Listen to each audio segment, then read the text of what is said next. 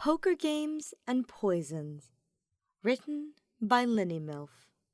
Read by Rashi.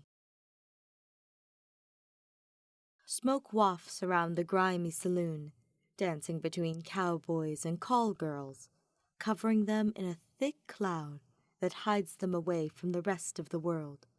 Forced high-pitched squeals erupt from the ladies eager to please whatever man is paying for their drinks, floating amidst the smell of cigars and cigarettes. Deep, gruff voices swear under their breath as local ranchers and farmers drink from their glasses, heads hung low, trying to cool off from a day out in the unforgiving Leicester heat. Somewhere, in the back of the bar, a bounty hunter watches as a lowlife just passing through town gets a little too sloshed, his wanted paper tucked carefully into her jacket pocket.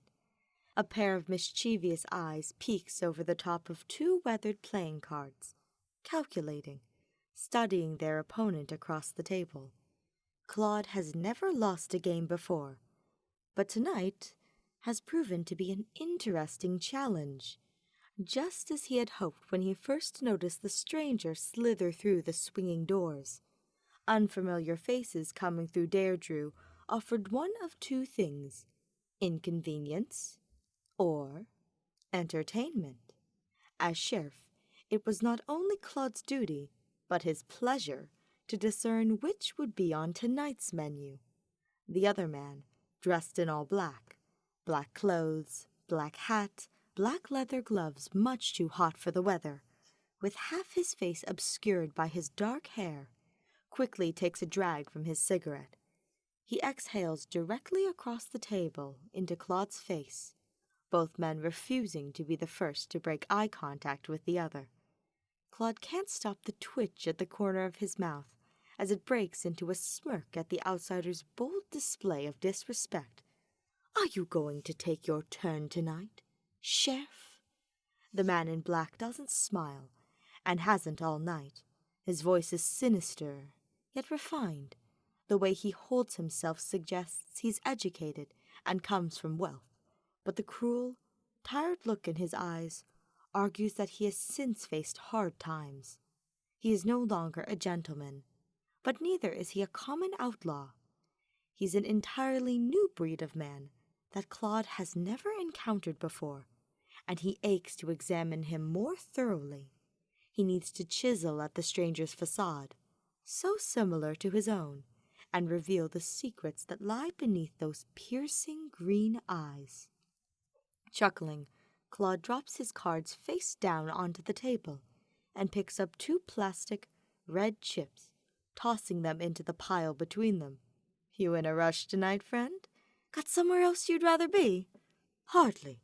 I'd just like to know how many more drinks I'll need to order tonight to get through this game. At this pace, I'll be dead drunk before midnight." He picks up 3 of his own chips, upping the pot slightly, just to get a rise out of Claude. It works. The younger man feels his pulse quicken. "Where are my manners? Hey, Ash!" he calls across the room. The young, baby-faced bartender turns his head in the direction of Claude's voice. "2 whiskeys, neat and dry like my new friend here." The sheriff raises his hand, signaling for 2 drinks. With his profile safely concealed, he gives the smaller man a wink, who in turn nods and begins pouring. "That's the 2nd time you've mistaken me for someone who could be charmed by your ridiculous performance, and I don't remember granting you permission to call me friend." Claude tosses another chip into the pot to even their bets, then picks up the deck of cards beside it to shuffle and deal. "Well, you haven't given me much to work with. I don't even have a name to call you by. You haven't offered to make proper introductions, Sheriff." He hisses out the title, venom pouring out his lips. Claude can't stop his gaze from being drawn down to them. "We're in your town, after all. You're supposed to be my host." "Right you are." He lays out 3 new cards in a row. "My name, dear stranger, is Claude Regan. As you've already deduced, I am the sheriff round these here parts.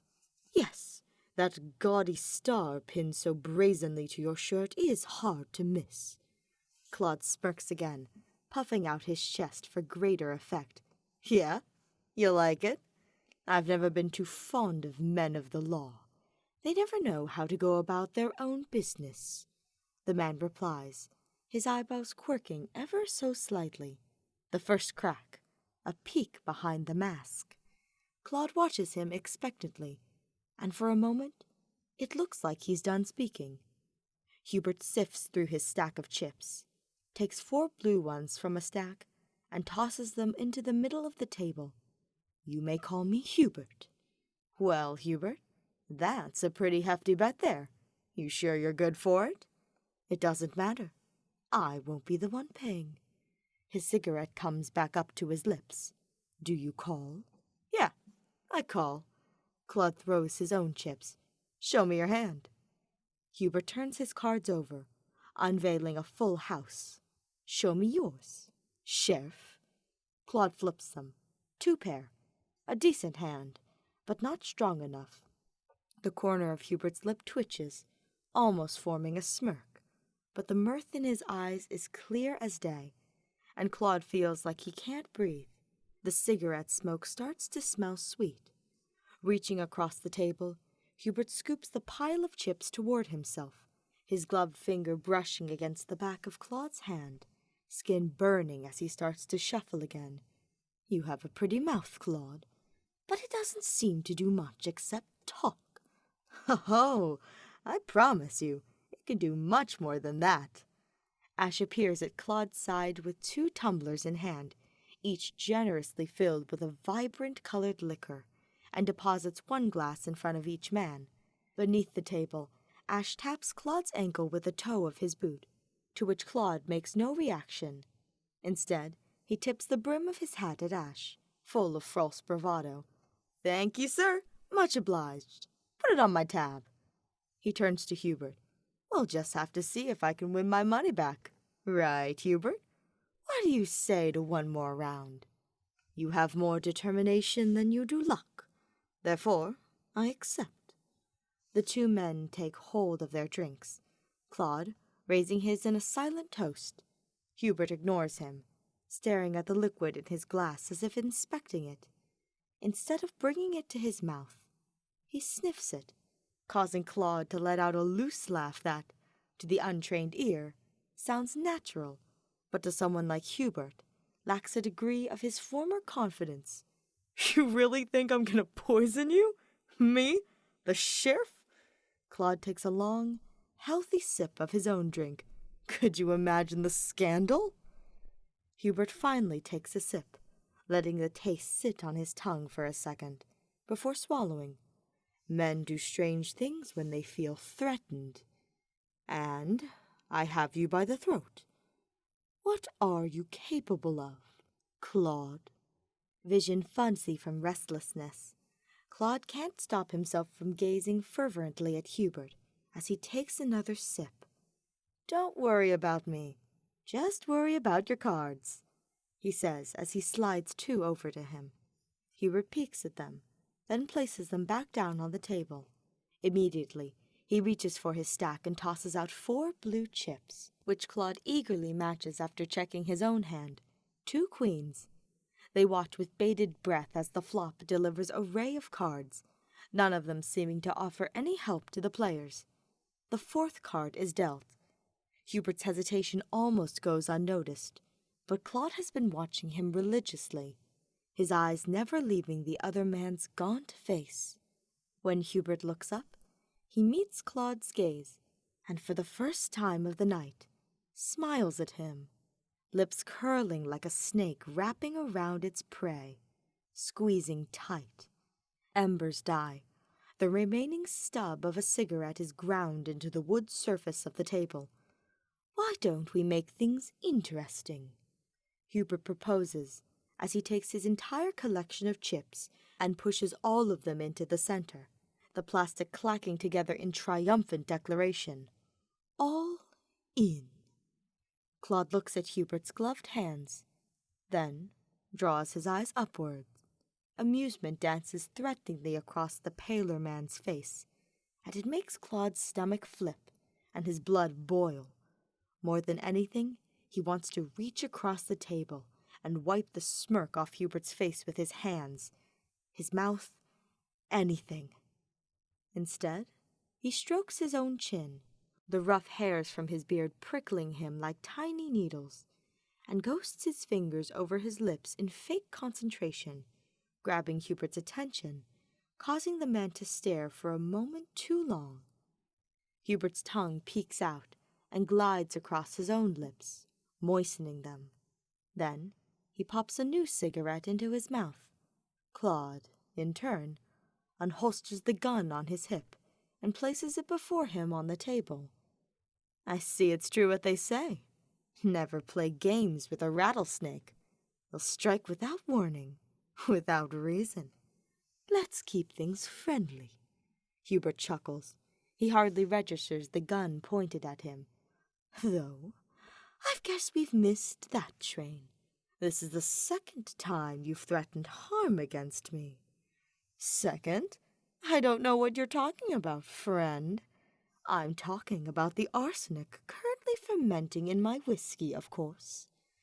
The ever-present smile on Claude's face grows even wider, a laugh trapped in the back of his throat. I'm impressed. How'd you know?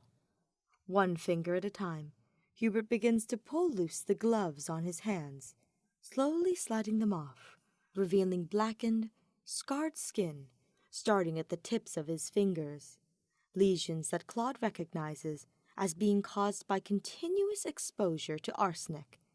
He sets the leather next to the glass, then pulls his matchbook out of his shirt pocket, striking it and lighting up, bathing himself in smoke.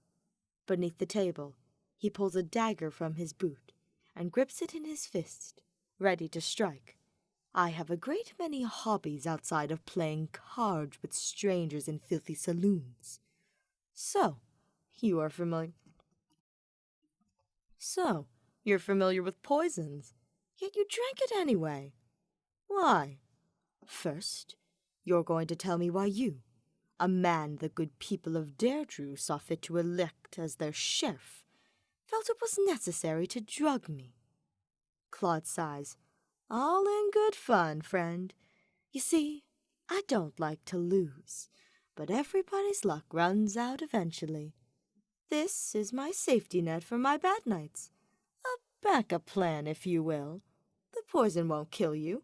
There isn't nearly enough in there to do any real harm. But I'm sure you know that. It'll just make you feel sick. Make you want to leave early.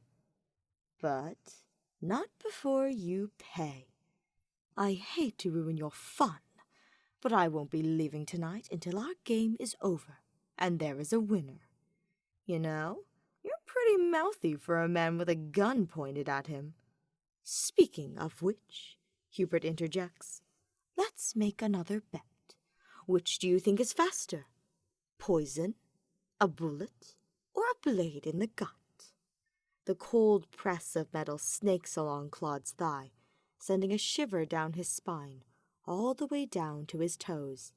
Their eyes meet, he passing back and forth between them, tension like a bowstring drawn tight, ready to snap. Shall we find out? Okay, I get it, Claude concedes. You can put your little knife back in your boot. Both men return their weapons to their respective places. Now, you've got me curious. What could you possibly have that would cause you to bet everything on it? Or is it merely a ruse? There's only one way to find out, coos the other man, leaning forward, letting his cigarette smoke caress Claude's cheek. All right, I'll bite. I call. He flips the last card from the deck and lays it face up. Another queen. 3 of a kind. Claude's past the point of strategizing. He's found a much more fun game to play, and if it costs him a few dollars, then so be it. He smirks and turns his attention back to Hubert. Show 'em to me. Wordlessly, Hubert reveals his hand, a queen high straight. Claude scoffs, his mouth hanging open in amusement. You dirty little river rat! You didn't have shit until that last card! Hubert nods. That's the game. He moves to collect Claude's chips, but Claude grabs his wrist to stop him. Hang on a moment. How do I know you ain't cheatin'?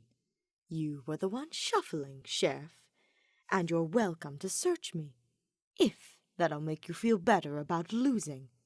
I think it would, actually. Claude barks out a laugh, moving to sit back in his chair.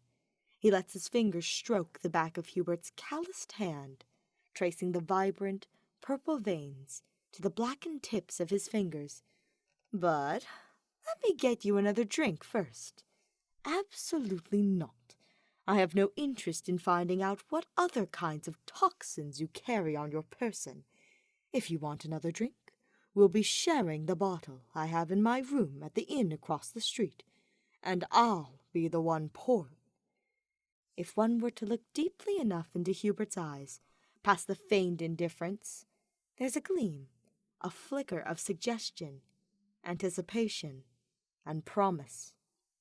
That tiny hint of emotion is all Claude can think about as he makes his decision, not the inherent danger of joining a man of mysterious background in a secluded location, a man who he had just pointed his gun at moments ago, who had also held a knife against him.